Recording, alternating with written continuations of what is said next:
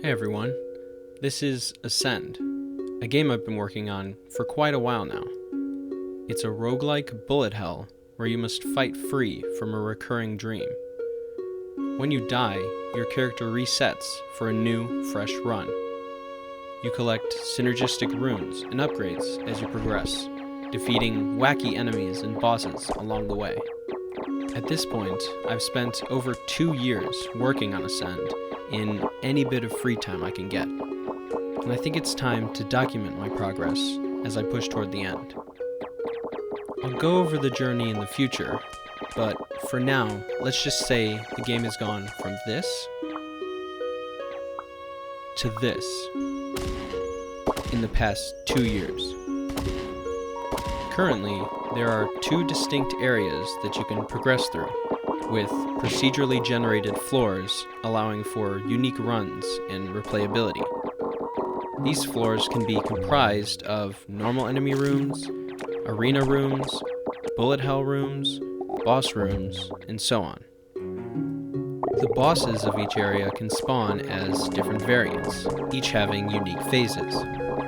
Especially later on, these bosses provide formidable challenges that really test your skills.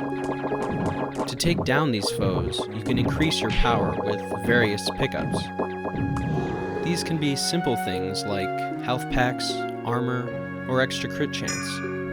Or you can collect runes that can be used in tandem to produce strong and unique interactions.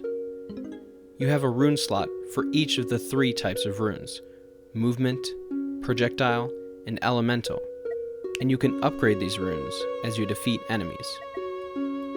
Now, moving forward, my immediate priorities are balancing and polishing all the content that I currently have, specifically focusing on raising the visual appeal. Up until this point, I've tended to focus more on content development and bug fixes over revamping the visuals.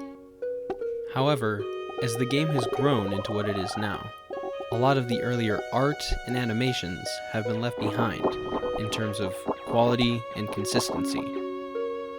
This calls for a visual overhaul, and that'll be much of what I work on in the coming months. For this game, I've given myself a fairly low resolution to work with, and I'm hoping that works to save time in the long run as I create each frame of animation. The downside, though, is that since there's such little space to use, individual pixel placement is more important than ever, leading to a lot of trial and error.